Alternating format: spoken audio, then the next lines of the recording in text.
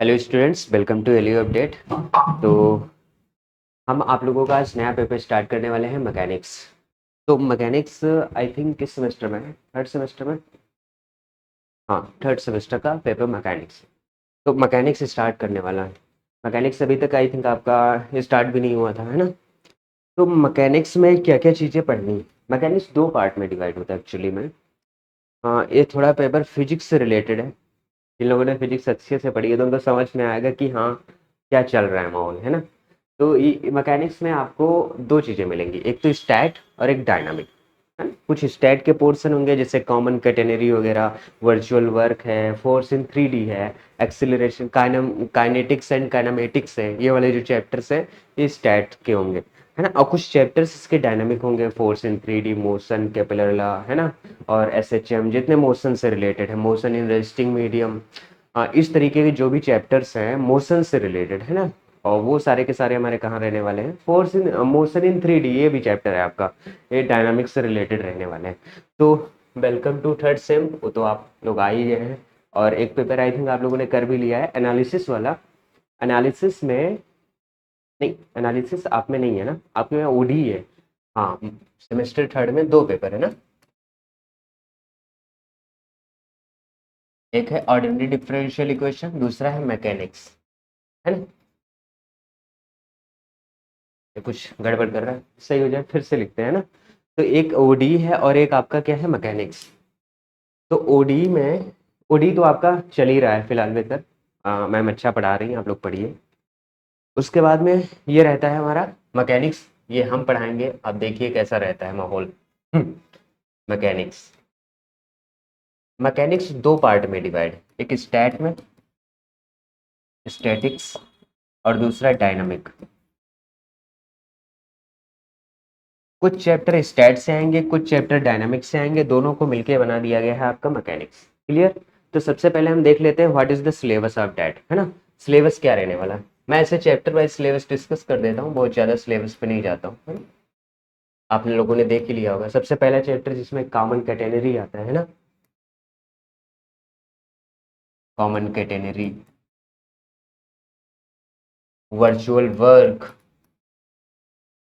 Virtual work, order इधर उधर हो सकता है ना? Force in 3D, force in 3D, है ना? काइनेटिक्स, काइनेमेटिक्स, है ना? और जैसे हमारा मोशन से रिलेटेड एसएचएम आ जाएगा, है ना? मोशन इन, लास्ट में चैप्टर होगा मोशन इन 3D, है ना? और जैसे motion in resisting medium, motion in resisting medium,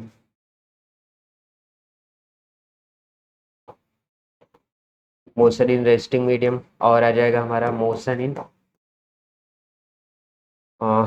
motion 3D का हो गया, रेस्टिंग मीडियम का हो गया। और क्या है चैप्टर, मैं देख लेता हूँ। प्लानेटरी मोशन है, motion when mass varies, motion when mass varies,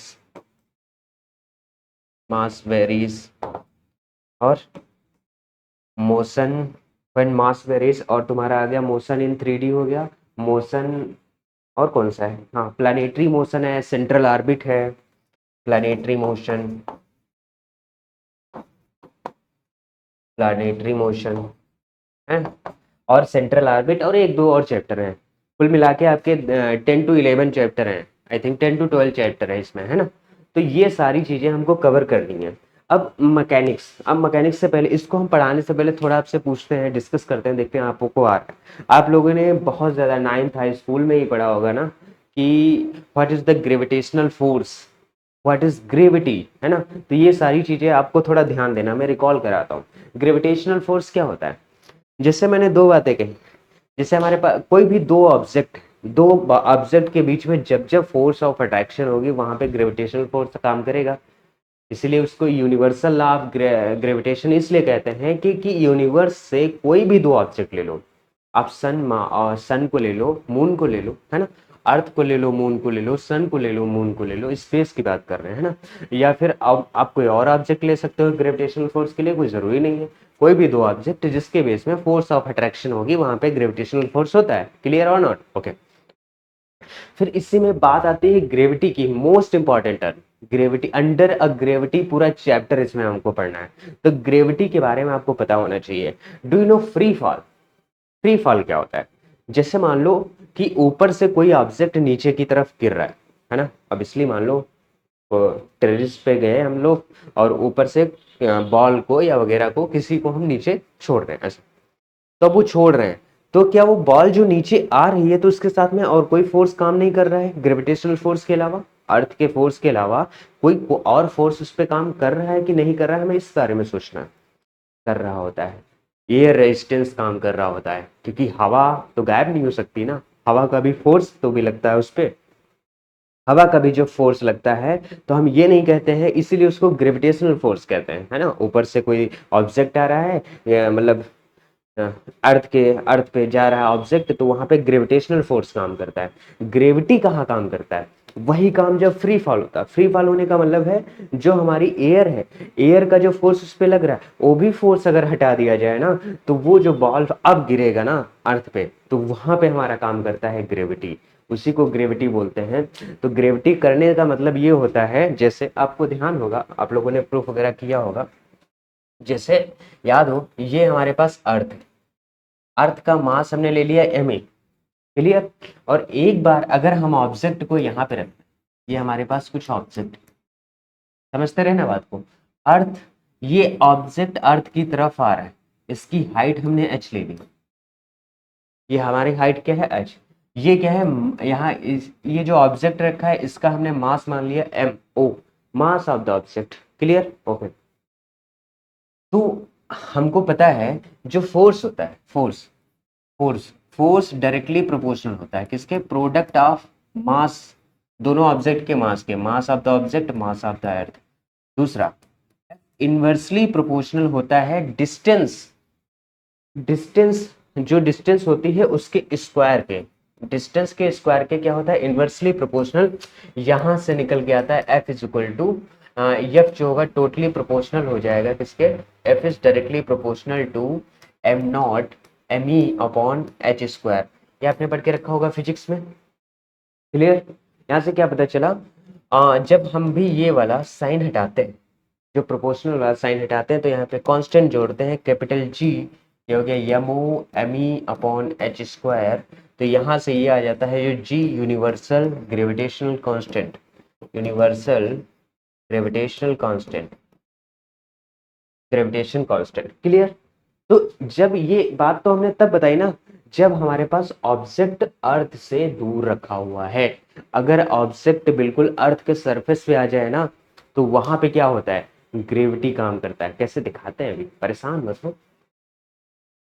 जैसे मान लो ऑब्जेक्ट ये है अर्थ, ये हमारे पास अर्थ, और अर्थ का mass of the earth M E हमने मान लिया। अब की बार ऑब्जेक्ट हमने यहीं पे रखा, ऑब्जेक्ट हमने यहीं पे रखा, इसका मास एम ओ मान लिया। अब जो डिस्टेंस इसकी है, अब देखो इसकी डिस्टेंस क्या हो गई?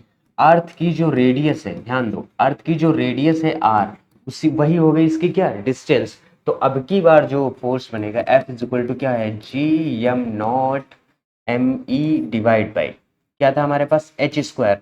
अब की बार देखो G M naught M E, H square हमारा क्या हो गया? आर स्क्वायर, क्योंकि जो हमारी हाइट थी ना, पहले ज्यादा हाइट थी, लेकिन अब की बार जो हाइट है वो अर्थ की रेडियस ही हो गई, क्लियर। अब जरा ध्यान दो, फोर्स जो होता है, फोर्स वो क्या होता है? मास इनटू एक्सेलरेशन, है ना। और ये मास किसका रहेगा? जो ऑब्जेक्ट हमने दूसरा लिया है ना, उस वाले ऑब्जेक्ट का मास। अब जैसे ही आप यहाँ पे मास इनटू एक्सेलरेशन करोगे, ये मास मास से कट जाएगा, तो एक्सेलरेशन आ जाएगा g, capital G M E upon R square. जो एक्सिलरेशन होता है इस वाले चैप्टर ग्रेविटेशनल कांस्टेंट में, वो और कुछ नहीं होता है, स्मॉल जी होता है, हमने पढ़ के रखा। तो ए को हम रिप्लेस कर देंगे किससे? स्मॉल जी से। अब देखो स्मॉल जी है फ्री फ्रॉम है किससे? मास ऑफ द ऑब्जेक्ट। इसीलिए कहते हैं जब फ्री फॉल होता है, फ्री फॉल होने का मतलब उस पर एयर का भी फोर्स काम नहीं करता है, जैसे ऊपर से गिरा भट्ट दे गिर गया नीचे, समझ रहे हो। तो वो वाला हमारा यहाँ मतलब जो स्मॉल जी होता है, एक्सिलरेशन होता है, वो फ्री फॉल होता है इस वाले मास ऑफ द ऑब्जेक्ट से। ऑब्जेक्ट वाला जो मास है उससे क्या होता है, इंडिपेंडेंट होता है। इसीलिए ये जो स्मॉल जी है ऐसा निकलता है, तभी वो फ्री फॉल में होता है। ये under the action of gravity होता है, ये इसी जी को नाम देते हैं ग्रेविटी। क्लियर और नॉट? तो इन सब चीजों का यूज होने वाला है, इसलिए जिसका ज्यादा यूज होने वाला होगा वो वाली फिजिक्स हम यहाँ पे आपको बताएंगे कि कहाँ पे क्या चीज रहती है। एक्सिलरेशन आपको आना चाहिए, एक्सिलरेशन क्या होता है एग्जैक्टली, डिस्प्लेसमेंट क्या होता है, वेलोसिटी क्या होती है। अब जैसे एक्सिलरेशन, अभी आप लोगों ने ये पढ़ा होगा एक्सिलरेशन, है ना? जैसे न्यूटन का सेकेंड लॉ पढ़ा है ना, कि जैसे F force is equal to क्या होता है, फोर्स इज इक्वल टू क्या होता है, M A mass into acceleration.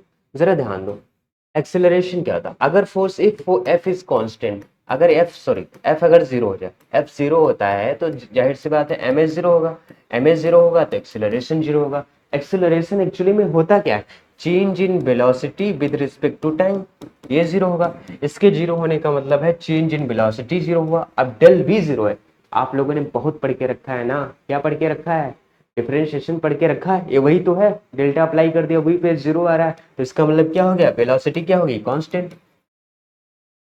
इसका भी यूज होने वाला है कि जब v कांस्टेंट है तो क्या एक्सेलरेशन पे क्या इफेक्ट पड़ रहा होगा, है ना? इस तरीके से पूछे हैं, तो ये सारी चीजें यूज होने वाली है। तो इसलिए मैं थोड़ा सा इसको डिस्कस कर लिया कि ऐसा क्या होता है ना। अब चलो हम आते हैं अपने टॉपिक पे, व्हाट इज कैटेनरी, जो कि चैप्टर नंबर 1 है आपका, है ना? आ जाओ, चैप्टर नंबर 1, कैटेनरी। कैटन देखो स्पेलिंग मिस्टेक हो सकता है मेरे से यार, कैटनरी की स्पेलिंग CAT, हाँ CATENAR, catenary. Catenary common catenary नाम है आपके चैप्टर का, common catenary. This is your chapter number 1। अब इसको हमें पढ़ना है। अब कैटेनरी के बारे में आप क्या सोचेंगे? कैटेनरी के लिए जैसे लाइक मेरे पास तो है नहीं कुछ, एक डाटा केबल है, इससे मैं आपको समझाता हूँ। J1 ये जैसे डाटा केबल है। अब अगर हमें इसको कैटेनरी बनाना है तो how to make this data cable is catenary. जैसे ऐसे हमने लिए, देखो इसमें आपको दो पॉइंट दिख रहे होंगे, एक पॉइंट ये वाला ए है, एक पॉइंट ये वाला बी है। तो कह रहा है कि उसको वर्टिकली आप हैंग मत करो, फ्रीली हैंग करो यूनिफॉर्म में। जैसे ऐसे आपने हैंग किया, तो कह रहा है वर्टिकली, मतलब उसको ऐसे हैंग करो जो इंड ए है और इंड बी है वो वर्टिकली नहीं होना चाहिए। कैसे होना चाहिए, ऐसे हो सकता है। तो जब ऐसे आप हैंग करोगे तो देखो ये वाला जो टर्म, ये हिल रहा है जो, ये वाला, ये हमारा क्या फॉर्म कर रहा है, कटोरा फॉर्म कर रहा है। दिस इज नॉट कटोरा, दिस इज अ कैटेनरी। ये हमारा क्या फॉर्म कर रहा है, कैटेनरी। तो कैटेनरी को हम इसी फॉर्म में देखेंगे और इसी तरीके से हम ऐसा बनाएंगे कि दो, मतलब हमारे पास कोई स्ट्रिंग है, स्ट्रिंग को हमने ऐसे पकड़ा है उसके दो एंड को, और वो इस तरीके का टर्म बना रहा, इस तरीके के, देखो इस तरीके से, आर समझ लो, है ना? तो ये क्या हमारे पास क्या हो जाएगी, कैटेनरी हो जाएगी जब फ्रीली हैंग करेंगे। ये किसका एक्शन होता है, ग्रेविटी का एक्शन होता है कि नहीं होता है? ग्रेविटी का एक्शन नहीं होता है। अरे भाई साहब, आप ऐसे समझ लो, आप लखनऊ में देखा होगा या रील्स पे देखा होगा या किसी मूवीज में देखा होगा कि एक लड़की क्या होती है, रस्सा पे चला करती है, ऐसे ऐसे। कैसे चलती है, किसका वर्क होता है वहां पे, ग्रेविटी का बैलेंस किया जाता है ना। तो वो उसी के कारण होता है। तो जब भी हम कैटेनरी याद करेंगे ना, कहेंगे कैटेनरी, तो आपको कटोरा एक याद आना चाहिए। This is catenary, this is end A, this is end B, this is end C. Clear? मतलब जो कैटेनरी होगी वो इस तरीके से होगी, ऐसे। ये है हमारी कैटेनरी। जब भी हम कैटेनरी का कोई भी फिगर बनाएंगे ऐसा ही कटोरा ऊपर की तरफ बताएंगे। क्लियर? ओके। तो इसमें हो क्या रहा है, दो एंड है, ए और बी, जिसको हम इस एंड को ऐसे हैंग नहीं कर रहे हैं, ऐसे हैंग नहीं कर रहे हैं कि पूरा वो सीधा आ जाए। सीधा आएगा फिर कैटेनरी का कोई मतलब नहीं है ना। तो इसकी जो डेफिनेशन लिखेंगे, जब हमारे पास कोई स्ट्रिंग होती है, और स्ट्रिंग है ना जिसके पास दो एंड है ए और बी, उसको हम फ्रीली हैंग करते हैं। फ्रीली हैंग करने पे उसको ऐसे हैंग करते हैं कि वो वर्टिकली ना हो, है ना, वर्टिकली ना हो, इस तरीके का कुछ फॉर्मेशन करे। तो वर्टिकली नहीं है, तो ये जो बनता है, ये फॉर्म बनती है, इसी को हम बोलते हैं क्या, कैटेनरी। तो इसकी डेफिनेशन क्या लिखेंगे, लिखो one uniform flexible string, write down, one catenary लिखिए। क्या होती है यार, स्पेलिंग ही मैं भूल जाता हूँ। हाँ, EENARY, कैटेनरी। कैटेनरी की डेफिनेशन लिखनी, क्या लिखना है? When uniform flexible string, when uniform uniform flexible string, when uniform flexible string freely hang, है ना, क्लियर। हाँ, या फिर चैन कह सकते हो। व्हेन यूनिफॉर्म फ्लेक्सिबल स्ट्रिंग, मैं देख लेता हूँ क्या है यार डेफिनेशन, गड़बड़ नहीं होनी चाहिए। हाँ, when uniform flexible string freely hang, freely hang between between two points, between two points। जब कोई भी यूनिफॉर्म फ्लेक्सिबल स्ट्रिंग, हमने यूनिफॉर्म कोई फ्लेक्सिबल स्ट्रिंग ली है, उसको हम फ्रीली हैंग करेंगे, जो कि कहाँ पे नहीं होनी चाहिए? Not in the same vertical line. वो जो दोनों पॉइंट हैं, वो जो दोनों पॉइंट हैं between two points, not in same vertical line, not in same vertical line, not in same vertical line, मतलब वर्टिकल लाइन में नहीं होनी चाहिए, जैसे हमने बता दिया था। फिर अगर वर्टिकल लाइन में नहीं होगा तो क्या होगा? फिर जो कर्व हमारा बन रहा था, जैसे हमने बताया ना अभी, जैसे ऐसे पकड़ा था तो जो कर्व बन रहा था, द कर्व फॉर्म, वो जो कर्व फॉर्म करता है वही क्या फॉर्म करता है? हमारा कैटेनरी फॉर्म करता है। तो हम इसको क्या लिखेंगे? लिखेंगे the curve in which under the action of gravity is called catenary. जो कर्व बनेगा किसके एक्शन से बन रहा है? ग्रेविटी के एक्शन से। ग्रेविटी हमने आपको बहुत अच्छी तरीके से बता दी। तो the curve under the action of gravity, under the action of gravity is called catenary.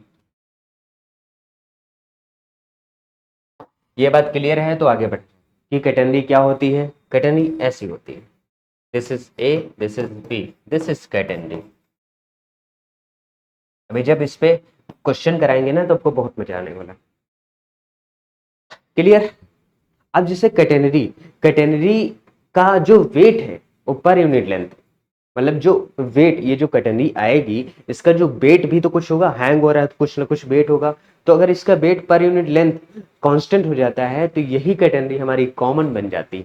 तो हम इस वाली बात को लिखेंगे, if the weight per unit length, if the weight per unit length of the string is constant. लिखो, if the weight, if the weight per unit length of the string is constant,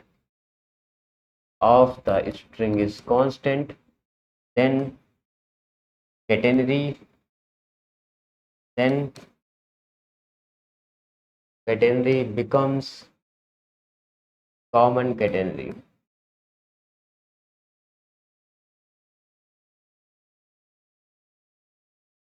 clear और not? जो wait है अगर वो पर unit length constant हो जाए तो वही कैटेनरी हमारी कैसी हो जाएगी? कॉमन। इतनी बात क्लियर हो गई हो तो अब इसके एब्रिविएशन की तरफ जाते हैं। देखो, अगर आपको टर्मिनोलॉजी ये समझ में आ गई ना इसकी, तो ये पेपर बहुत आसान।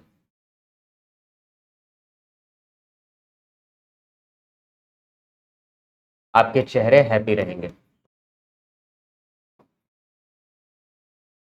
ठीक है, टर्मिनोलॉजी वो समझिए। तो सबसे पहले हम बताते हैं कि कैटेनरी में क्या क्या टर्म यूज होने वाले हैं, टर्म यूजेस इन कैटेनरी, फिर उसके बाद बात करते हैं।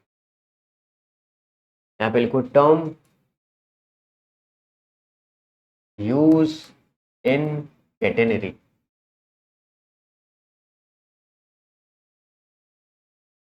हमने कहा था हमेशा हम कटोरा बनाएंगे, बना दिया। इसके एंड को ए, इसके एंड को बी, इसके एंड को सी लेंगे, ले लिया। नाउ ये जो एक्स एक्सिस होती है इन कैटेनरी, इसको हम बोलते हैं, ये हमारी एक्स एक्सिस है, ये हमारी एक्स एक्सिस है, ये हमारी क्या है? Y axis. ये जो एक्स एक्सिस होती है इसको हम नाम देते हैं डायरेक्ट्रिक्स, डायरेक्ट्रिक्स, है ना। स्पेलिंग देख लेना मिस्टेक हो सकती है मेरे से। एक्स एक्सिस जो होती है क्वाटेनरी में इसको हम बोलते हैं डायरेक्ट्रिक्स, और जो वाई वाई एक्सिस होती है इसको हम एक्सिस ऑफ कैटेनरी बोलते हैं, axis of catenary. Y axis को हम नाम देते हैं एक्सिस ऑफ कैटेनरी। ये जो पॉइंट है ये हमारे पास कैटेनरी है ए बी सी, यहाँ पे लिख लो ए बी सी हमारे पास क्या है कैटेनरी। ये जो पॉइंट सी है इस पॉइंट को नाम देते हैं लोएस्ट पॉइंट ऑफ, यहाँ पे मान लो 0 का मान सी हो गया ना, इस तरीके से लोएस्ट पॉइंट, ये हो गया लोएस्ट पॉइंट ऑफ सी। जो ये पॉइंट सी हमारे पास ये क्या हो जाता है लोएस्ट पॉइंट। एक मिनट रुक जाइए। ये जो पॉइंट सी होता है इसको हम लोएस्ट पॉइंट कहते हैं, और इसी को हम वर्टेक्स कहते हैं, वर्टेक्स ऑफ द कैटेनरी, या फिर बोल दो इसको vertex of catenary, vertex of catenary. ये सारी चीजें आपके माइंड पे होनी चाहिए ना, आपके माइंड पे होंगी ना सारी चीजें, तभी आपको मजा आएगा करने में। ये जो कैटेनरी का मिडल वाला पार्ट होता है ये इतना, ये वाली जो लाइन होती है ये, इसको बोलते हैं सैक। ये जो कैटेनरी के मिडल वाला पार्ट होता है दिस, है ना, इसको क्या बोलते हैं सैग। क्लियर और नॉट। सैग जो होता है, सैग, सैग जो होता है इसको नाम डी देते हैं, इसको नाम वो दे दें, तो टोटल डी से लेके वो डी ओ से अगर मैं सी ओ माइनस कर दूं, डी ओ हमारी टोटल वाई है और सी ओ जो इतनी ये डिस्टेंस है ये हमारी सी है, क्योंकि सी पॉइंट तक लिया है तो वाई माइनस सी हो जाएगा ये सैग, वाई माइनस सी। क्लियर और नॉट, ये सैग। और ये वाली जो टर्म होती है, ये वाली जो टर्म होती है, ये वाली यहाँ से यहाँ तक की, ये वाली, इसको हम स्पैन बोलते हैं, स्पैन। और ये कितना होता है 2x। ठीक है, स्पैन हमेशा 2x को रिप्रेजेंट करता है। वो क्यों होता है वो आगे आएगा। तो ये इतनी बात आपको कैटेनरी में आनी ही चाहिए, ये है इसकी terminology. In catenary we say X axis should be directrix, we say Y axis should be क्या होगी एक्सिस ऑफ कैटेनरी। जो कैटेनरी है हमारी A B C is a catenary, point C is a lowest point is called vertex of the catenary. और ये जो middle वाला term होता है, मिडिल वाला पार्ट कैटेनरी के अंदर वाला, इसको बोलते हैं सैग। और जो ऊपर वाला पार्ट होता है इसको हम बोलते हैं क्या span, span of the catenary. और स्पैन हमेशा कितना होता है 2x, याद रहना चाहिए, स्पैन पे बहुत क्वेश्चन पूछा जाता है। क्लियर। अब इतनी बात हो गई हो तो हम अब शो करते हैं जो हमारे पास कैटेनरी की इक्वेशन होती है S is equal to C tan I, ये कैसे आती है। इसको इंट्रिंसिक इक्वेशन ऑफ कैटेनरी कहते हैं। तो अब हम इसको प्रूफ करते हैं। क्या हमारा क्वेश्चन बनेगा, to show intrinsic equation of common catenary S is equal to C times I. लिखो हाँ, टू शो, क्वेश्चन है हमारे पास टू शो। यार भाई ये सब क्वेश्चन बहुत बार एलयू में पूछे गए ना, तो यहाँ पे मुझे लिखने की जरूरत नहीं है कि एलयू में कितनी बार पूछा गया, बहुत बार पूछा गया। To show intrinsic, intrinsic equation of common category.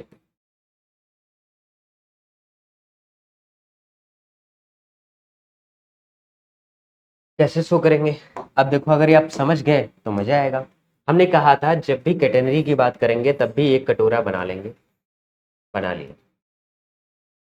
इसका नाम ए है, इसका नाम बी है, इसका नाम सी है, इसका नाम ओ।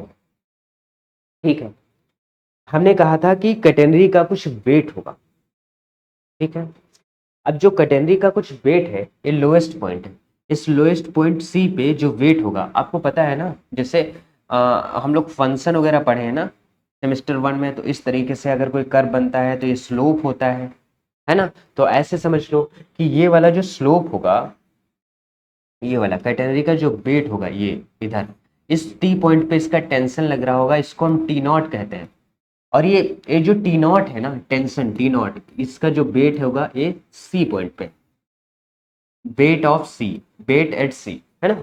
इस कैटेनरी का वेट एट पॉइंट सी पे, इसको हमने ऐसा कह दिया। दूसरी बात, अब जरा देखो यहां से एक टेंजेंट ड्रा करो, टेंशन हो बोलो, टेंजेंट ड्रा करो इस वाले पॉइंट पी पे, है ना। इस वाले पॉइंट को नाम दे दो कुछ पी नाम दे दो। अब इस वाले पे जो टेंशन हम ड्रा किया ये साई हो गया, इसको नाम दे दिया हमने टी। अब जरा ध्यान दो, आपको पता होगा, ये नहीं पता है मैं बता देता हूँ, परेशान होने की जरूरत नहीं है। ये वाली जो है ये पी से लेके सी पे ये इतनी वाली डिस्टेंस, इसको हमने एस कह दी, इसको हमने यस कह दी। ये क्या है, आर्क ऑफ द कैटेनरी मैंने मान ली। आर्क ऑफ द कैटेनरी की डिस्टेंस हमने क्या मान ली, एस मान ली। इसमें आपको कोई समस्या नहीं होनी चाहिए। अच्छा ध्यान दो, जब हम लोग वो पढ़ते थे ऐसे मैथ में, यहाँ पे ऐसे लिखते थे, तो इसके जो कंपोनेंट यहाँ पे बनते थे ना, कॉस थीटा और कमा साइन थीटा, अगर यहाँ का एंगल थीटा होता था तो इसका कंपोनेंट ये बनता था ना, एक कॉस थीटा की तरफ लाइन जाती थी, साइन थीटा की तरफ जाती थी। तो अगर इसको भी इसी तरीके के कंपोनेंट पे मैं ब्रेक कर दूं तो कोई समस्या होगी। जैसे पॉइंट पी है तो इस पॉइंट पे दो कंपोनेंट काम करेंगे, एक ऐसा वाला एक ऐसे वाला, क्योंकि एक परपेंडिकुलर, देखो कंपोनेंट हमेशा एक्सिस के रिगार्डिंग बनाया जाता है। एक एक्स एक्सिस के पैरेलल कंपोनेंट बनेगा, एक वाई एक्सिस के पैरेलल कंपोनेंट बनेगा। जो एक्स एक्सिस के पैरेलल कंपोनेंट बनता है, जो एंगल होता है उसे हम cos theta T cos theta, यहाँ पे साई है तो साई, और ये जो कंपोनेंट हमारा बनेगा टी साइन साई। इतनी बात क्लियर है कि नहीं? अगर इतनी बात क्लियर हो तो आगे की ओर बताएं।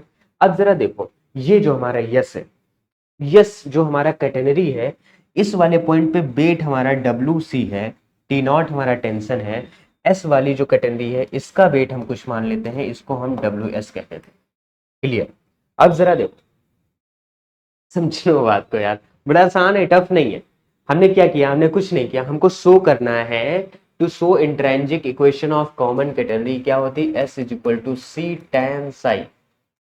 साई होता है इसलिए हमने एंगल यहाँ पे साई लिया। हमने क्या किया है, एक कैटेनरी ली। आपको लिखना क्या, ए बी सी इज जो है हमारे पास कैटेनरी है, ठीक है, जहां पे ए बी क्या है, span of the catenary, x axis क्या है, डायरेक्ट्रिक्स ऑफ द कैटेनरी, ये है एक्स एक्सिस, वाई एक्सिस क्या है, axis of catenary, C is the lowest point. समझो, ये मैं देखो लैंग्वेज में बता रहा हूँ, लैंग्वेज में लिखवा नहीं रहा हूँ, वो आपको लिखना है।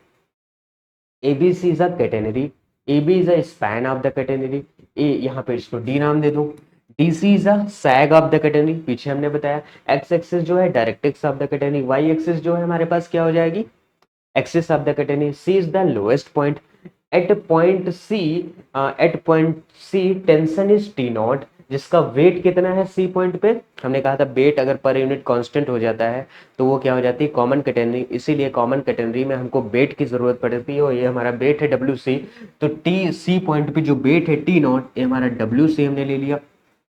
ये जो हमारी आर्क बनी, जो हमने पॉइंट पी लिया, अब पॉइंट पी से जो आर्क सीपी हमारी बनी, आर्क सीपी, इसका वेट क्या है, डब्ल्यू एस फ्रीली। अब देखो दूसरी बात, ये जो पॉइंट पी है, पॉइंट पी पे कंपोनेंट वर्क करेंगे, क्योंकि हमने यहाँ पे एंगल ये लिया टेंशन टी, टी टेंशन का एंगल साई है, तो इस पे कंपोनेंट जो बनेंगे T cos psi T sine psi. आप पूछोगे टी, ये जो हमने टेंजेंट लिया है ना, टी टेंजेंट बोलो या टेंशन बोलो एक ही बात होती है, परेशान होने की जरूरत नहीं, T cos psi T sine psi, तो ये आर्क का वेट डब्ल्यू एस नीचे लग रहा है। अब हमको कंडीशन सब इक्विलिब्रियम करनी है, मतलब एक समान करनी। अब देखो, जो कैटेनरी की खास बात होती है वो ये होती है कि वो फ्रीली हैंग हो, बट वर्टिकल नहीं होना चाहिए। क्या हमने वर्टिकल बनाई, क्या हमने कैटेनरी ऐसे बनाई, एबीसी ऐसे बनाई, ऐसी लाइन को बनाई, नहीं बनाई।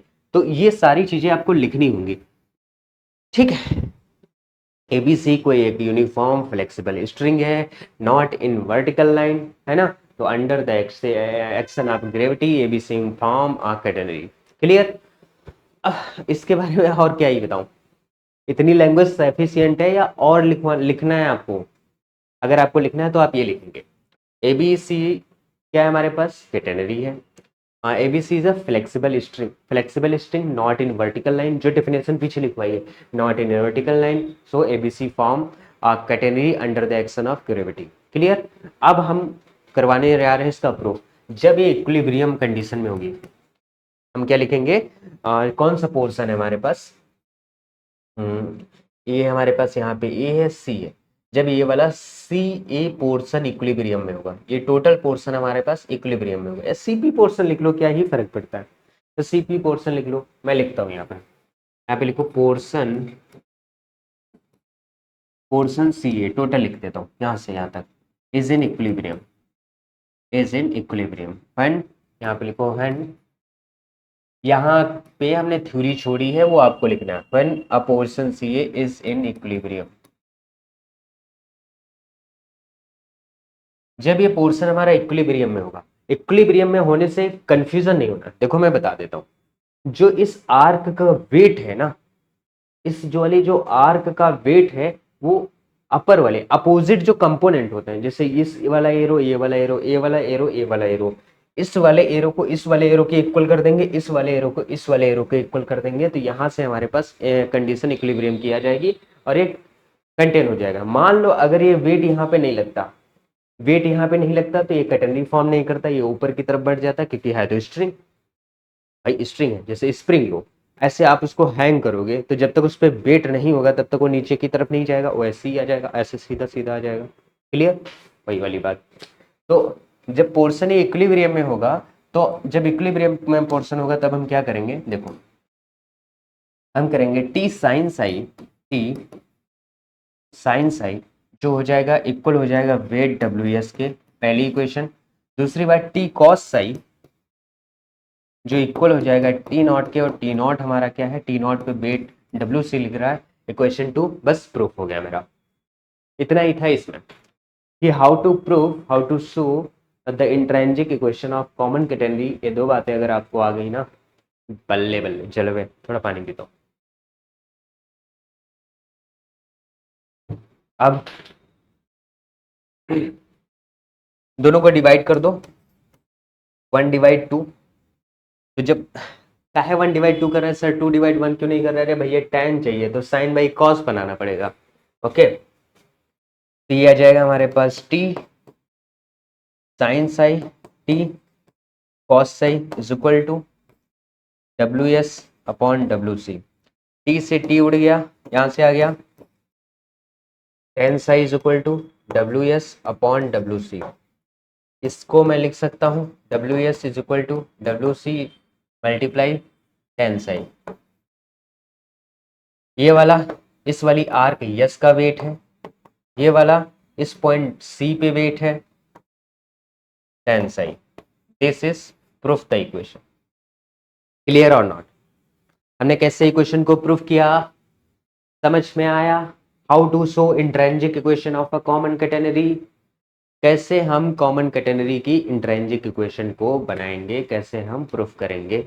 आई थिंक ये वाली बात आपको क्लियर हो गई हो, तो हम आगे की तरफ बढ़ते हैं। तो कितना समय लग गया भाई साहब एक ही क्वेश्चन में। नेक्स्ट आ जाओ। अब जरा ध्यान दो, हमारे पास इक्वेशन क्या आ गई, हमारे पास इक्वेशन आई जो यहाँ पे T sine psi is equal to W S, T cos psi is equal to W C. T sine psi is equal to W S, T cos psi is equal to W C. ये दो equation आई। अब कभी कभी ऐसा भी पूछ लेता है, ये जो डब्ल्यू सी है, डब्ल्यू सी पे जो टेंशन लग रहा है वो टी नॉट हमारा है। क्लियर? डब्ल्यू सी पे जो टेंशन लग रहा है हमारे पास वो क्या है, टी नॉट। ठीक है। हम्म, अगर मैं, अब जरा ध्यान दो, ये वाली इक्वेशन 1 है, ये वाली इक्वेशन 2। अगर मैं 1 का स्क्वायर करूं और 2 का स्क्वायर करके इसको ऐड कर दूं, होगा क्या? ध्यान दो, होगा ये हो जाएगा T square cos square psi plus ये हो जाएगा T square sine square Sai, है ना? दोनों को ऊपर नीचे कर दिया, कोई फर्क नहीं पड़ता। ये डब्ल्यू एस का square plus T naught square. यहाँ से क्या आएगा, टी स्क्वायर मेरा कॉमन हो जाएगा, ये आ जाएगा cos square psi plus sine square psi which is equal to ये हो जाएगा डब्ल्यू एस का स्क्वायर प्लस टी नॉट का स्क्वायर। ये वाली क्वांटिटी 1 हो जाएगी तो ये आ जाएगा T square is equal to W S square plus T naught का स्क्वायर। अब जरा देखो ये वाला W S square, W S जो है हमारे पास, ये जो कैटेगरी बनती थी, कैटेगरी यहाँ पे कोई पॉइंट पी लेते थे तो ये वाला पोर्शन एस रहता था, आर्क, आर्क जिसको सीपी बोलते थे, सीपी आर्क, सीपी आर्क पे वेट हम डब्ल्यू एस लेते थे तो उसको हम लेट कर लेते हैं कैपिटल डब्ल्यू। अगर सीपी आर्क पे अगर वेट जो है कैपिटल डब्ल्यू है तो टी स्क्वायर हो जाएगा capital W square plus T naught square, जहाँ पे कैपिटल डब्ल्यू क्या है, वेयर, कैपिटल डब्ल्यू है weight, weight of arc, arc CP, CP arc का वेट हो जाता है कैपिटल डब्ल्यू। तो ये वाला रिलेशन भी प्रूफ करने के लिए कभी कभी पूछ देते हैं, तो हमने इसी वाली इक्वेशन से हमने समझा दिया कि इस रिलेशन को कैसे बताना है। Clear, sorry, T sine psi is equal to W S T cos psi is equal to T naught, और यहाँ से जो ये वाला रिलेशन फॉर्म हुआ ये हुआ। अब इसमें आपको बताने की जरूरत नहीं, T is tension, tension eight point P, जो हमने पी पॉइंट माना था, जो एंगल साई फॉर्म कर रहा था ये वाला, देखो T is a tension eight point P. दूसरा, डब्ल्यू इज अ वेट, जो आर्क सीपी थी, अब अपनी कॉपी में देखो आर्क सीपी पे डब्ल्यू क्या है, वेट, क्योंकि डब्ल्यू एस था उसको हमने डब्ल्यू लेट कर लिया। टी हमारे पास क्या है, टेंशन समझ गए, टी नॉट, टी नॉट हमारा टेंशन क्या है, एट पॉइंट सी, जिसको हम वर्टेक्स ऑफ द कैटेनरी बोलते हैं। क्लियर। अब इसके बाद हमारे पास आता है क्वेश्चन, देखते हैं क्या है। एक क्वेश्चन हम इस पे और कराते हैं कि कार्टेशियन इक्वेशन क्या होगी कॉमन कैटेनरी की। इतनी बात तो समझ में आ गई, मोस्ट इंपॉर्टेंट थिंग है ना, ये समझ में आ गया ना। अब इसी का हमेशा यूज होगा भाई, जितनी चीजें बताएंगे ना। कॉमन कैटेनरी, देखो कॉमन कैटेनरी ऐसा चैप्टर है, अगर आपने एक भी चीज मिस की कुछ नहीं हो सकता। आपको लैंग्वेज समझ में आ गई, ये प्रूफ समझ में आ गया। अब इसके आगे बढ़ते हैं, हमारे पास क्वेश्चन है intrinsic equation of common catenary, हजारों बार पूछा गया। अब जरा एक बात और बता देता हूं मैं, जरा ध्यान दो। जैसे ये वाला एक्सिस था, ये वाला कैटेनरी था, यहाँ पे पॉइंट सी था, और सी पॉइंट पे 0, सी समथिंग कुछ था। इसका मतलब क्या है, एक्स बराबर 0 है यहाँ पे, और वाई बराबर क्या है, सी है। तो इस वाले पॉइंट का हम बहुत यूज करेंगे। एट लोवेस्ट पॉइंट सी जब बोलेंगे ना, एट लोवेस्ट पॉइंट सी, तो वहां पे आपको याद आना चाहिए एक्स बराबर 0 ये है, वाई बराबर सी ये है ना। इस चीज को बहुत यूज करने वाले हैं, तो ये हाइड कैलकुलेशन में आप लिख लीजिए, ऐसा हाइड कैलकुलेशन है ना। हाइड कैलकुलेशन इसलिए दिखाना नहीं, वहां पे प्रूफ में यूज होगा ना, इसलिए बता दिया। चलो लिखो Cartesian equation of common catenary, Cartesian equation of common catenary. ये हमारे पास क्या होती है, what is Cartesian equation of common catenary, y is equal to cos hyperbolic x by C, C cos hyperbolic x by C, ये वाली equation है। Sorry,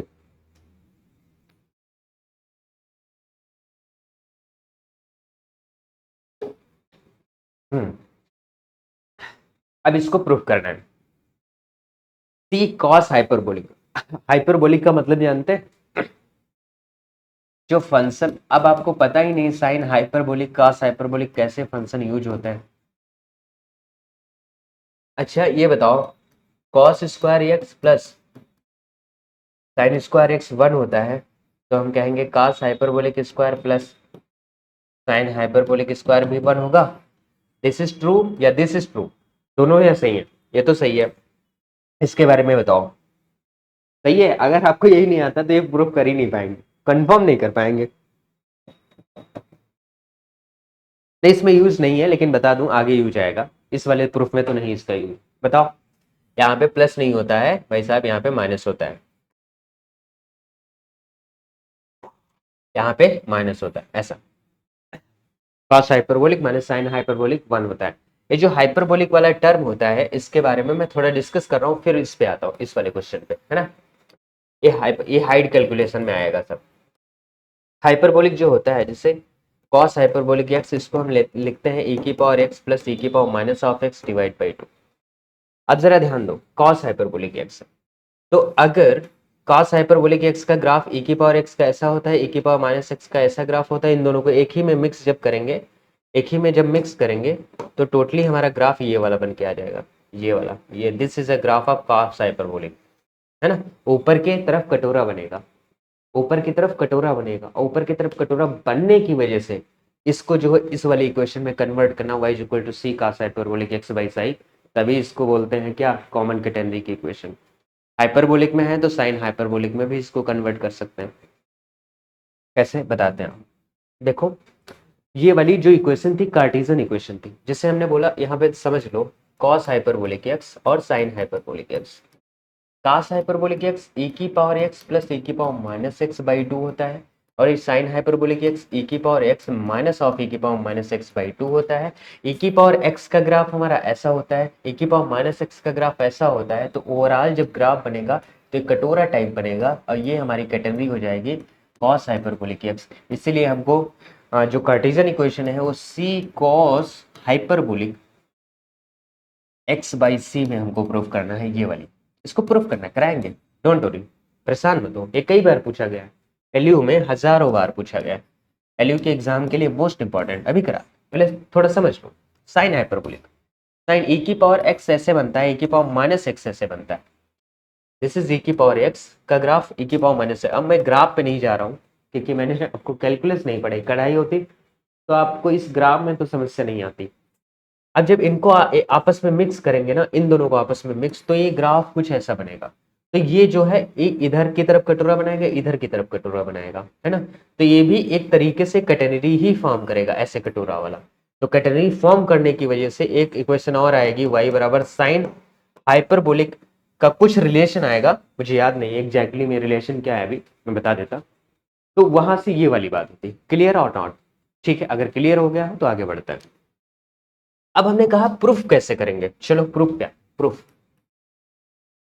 इसको प्रूफ करना है, y बराबर सी कॉस हाइपरबोलिक एक्स बाई सी।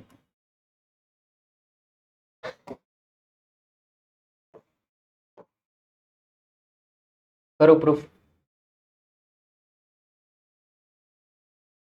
हमको क्या पता है अभी, हमको इसकी इक्वेशन पता चल गई, इसकी इक्वेशन हमको पता चल गई, ठीक है। अच्छा, टैन एक्चुअली में क्या होता है, टैन, टैन क्या होता है, टैन इसको टेंजेंट बोलते हैं ना, टेंजेंट, टेंजेंट साइड। ये स्लोप होता है, स्लोप होता है। और जब ये स्लोप होता है तो स्लोप को हम क्या लिखते हैं, D Y by D x, clear. तो ये हो गया हमारे पास टेन साइड, ये होता है स्लोप। इसको जरा चेंज करो, ये हो गया S is equal to C, यहाँ पे आ जाएगा D Y by D X. इतनी बात समझ में। Now differentiating, now differentiating with respect to X, जब करोगे तो ये आ जाएगा D S by D x which is equal to C D two Y by D X square. इतनी बात क्लियर हो गई हो तो आगे बढ़े।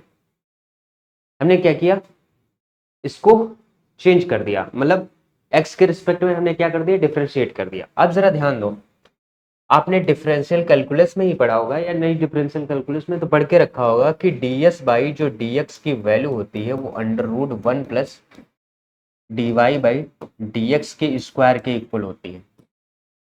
तो यहाँ से D S by D X को हम लिख सकते हैं अंडर रूट वन प्लस, इसको हम वाई डैश स्क्वायर लिख सकते हैं, since D Y by D X को आपने कई बार वाई डैश टाइप से लिखता हुआ कहीं ना कहीं पे देखा होगा, हम इसको लिख सकते हैं, क्लियर।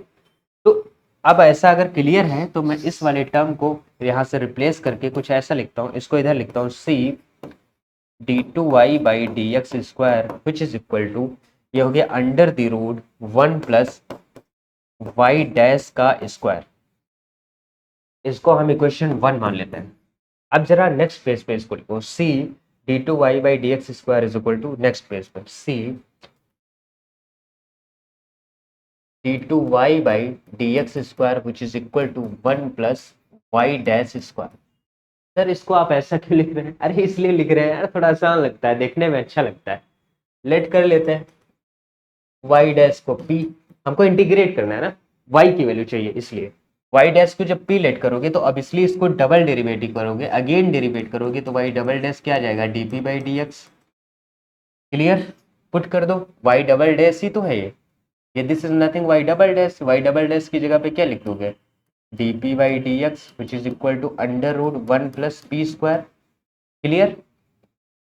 अब इसका वेरिएबल सेपरेट कर लो, पढ़ा होगा किसमें, अरे अभी पढ़ा होगा भैया, वो डी में मैम पढ़ाती है। वेरिएबल सेपरेट करोगे क्या आ जाएगा, d p by under root one plus p square, है ना। यहाँ पे c है, लिख लो, इधर dx को भेज दो। Okay, now integrate, now integrate. अब जब आप इसको इंटीग्रेट करोगे क्या आ जाएगा, integration c dp by under root 1+p² which is equal to under root dx, नहीं नॉट अंडर रूट यार, इंटीग्रेशन। अब इसको सॉल्व करो, यहाँ पे ये आ जाएगा c, इसका इंटीग्रेशन क्या होता है c, इसका इंटीग्रेशन होता है I think log p plus under root 1+p², ये वाला होता है, विच इज इक्वल टू, ये हो जाएगा x प्लस एक इंटीग्रेशन कांस्टेंट इसका ऐड कर लेते हैं लाइक a। ठीक है, इतनी बात अगर क्लियर हो गई है तो आगे बढ़ते हैं। ये अंडर रूट नहीं नहीं नहीं नहीं, ये वाला इंटीग्रेशन नहीं होता, मैंने गलत लिख दिया।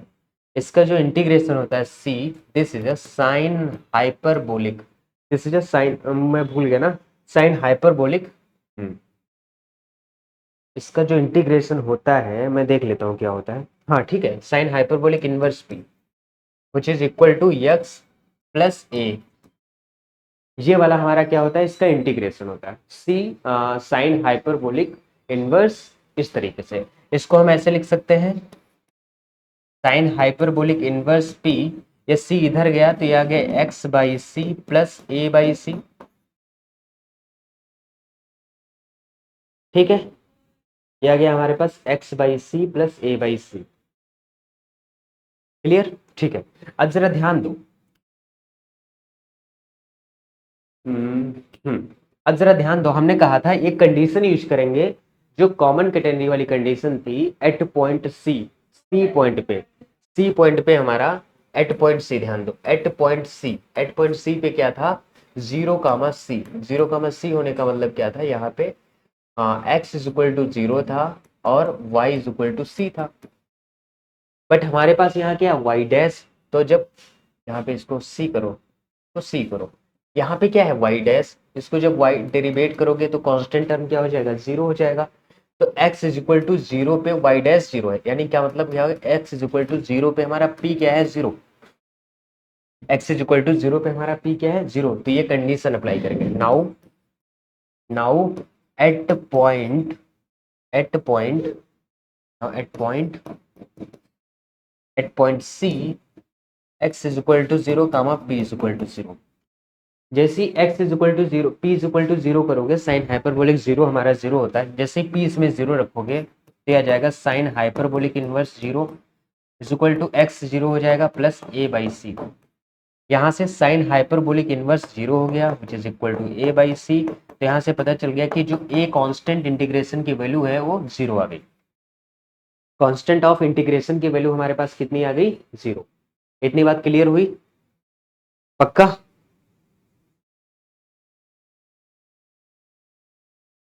यहाँ पे कहते हैं c is equal to sine hyperbolic inverse, integration constant की वैल्यू हमारे पास क्या होगी, 0 हो गई। ठीक है, आगे बढ़ते हैं। अब जब 0 हो गई तो यहां से हमारे पास जो आंसर आया वो आ गया साइन हाइपरबोलिक इनवर्स x, क्या था यहाँ पे, sine hyperbolic inverse p is equal to x by C, क्योंकि ये वाला टर्म तो हो गया 0। देखो sine hyperbolic inverse p which is equal to x by C, इसको हम क्या लिख सकते हैं, x is equal to sine hyperbolic inverse p। यहां से क्या आ गया, c हाइपरबोलिक इनवर्स p, यही तो था हमारे पास। अरे ठीक है, इसको हटाओ, यहाँ से p की वैल्यू निकालो ना, p की वैल्यू हमारे पास क्या आ गई, साइन हाइपरबोलिक x बाई सी, इतना आ गया, कोई समस्या। p हमने क्या लेट किया था, p याद करो, p हमारा क्या है, p हमारा y डैश है, y डैश होने का मतलब है dy बाई डी एक्स, जरा लिख लो इसको, dy बाई डी एक्स है। तो ये आ जाएगा हमारे पास साइन हाइपरबोलिक x बाई सी। अब फिर करो ये dy is equal two variable separate again करेंगे तो साइन हाइपरबोलिक x बाई सी आ जाएगा, यहाँ पे dx आ जाएगा। नाउ इंटीग्रेट, नाउ इंटीग्रेट, आप जैसे ही इसको इंटीग्रेट करोगे ना तो ये आ जाएगा हमारा, इसको इंटीग्रेशन नहीं, यहाँ भी नहीं लगाना, नेक्स्ट स्टेप में लगाओ, ये हो गया dy तो ये हमारे पास आ जाएगा integration of d y which is equal to integration of sine hyperbolic x by c d x which is equal to, ये हो जाएगा वाई साइन हाइपरबोलिक हो जाएगा cos hyperbolic x by c, और जब इंटीग्रेशन करते हैं तो इसका कोफिशिएंट भी नीचे आता है 1/c plus integration constant again एक आ जाएगा डी। क्लियर, ये वाला हमारे बना। अब इसको लिखे y इज इक्वल टू क्या आ गया हमारे पास, y इज इक्वल टू आ गया हमारे पास cos hyperbolic x by C. ये पता है ना कि जैसे साइन ax का इंटीग्रेशन करोगे तो माइनस का कॉस ax बाई ए आता है ना, ये जो x का कोफिशिएंट नीचे वही यहाँ पे किया हमने, x का कोफिशिएंट नीचे तो ये आ जाएगा 1/c plus integration constant T. अब 1/c को मैं यहाँ से गायब करके नीचे मल्टीप्लाई में करोगे तो यहाँ c आ जाएगा, तो y बराबर c cos hyperbolic x by C plus T. अब जरा ध्यान दो क्या था हमारे पास, at point C X is equal to 0 था, Y is equal to C था, यही था। तो y इज इक्वल टू यहाँ पे c रखोगे, x इज इक्वल टू जब 0 रखोगे तो cos हाइपरबोलिक 0 प्लस डी हो जाएगा। cos हाइपरबोलिक 0 1 होता है तो c is equal to c plus d हो जाएगा। यहाँ से d की वैल्यू क्या आ जाएगी, c minus c which is equal to 0। ये कहाँ पे हमने कंडीशन लगाई, एट पॉइंट सी, ये वाली जो कंडीशन है ये वाली आपको यहाँ पे लिखनी एट पॉइंट सी, फिर उसके बाद ये अप्लाई करना है। तो यहाँ से डी 0 हो गया तो y इज इक्वल टू हमारे पास क्या आ गया c, बस प्रूफ हो गया, y is equal to c cos hyperbolic x by C. Clear और नॉट। अब आपके चेहरे हैप्पी हो जाने चाहिए, कहीं पे कोई भी मिस्टेक नहीं हुई है प्रूफ में और आसानी से प्रूफ हो गया। समझ में आया कैसे किया हमने, ध्यान दो ध्यान दो ध्यान दो।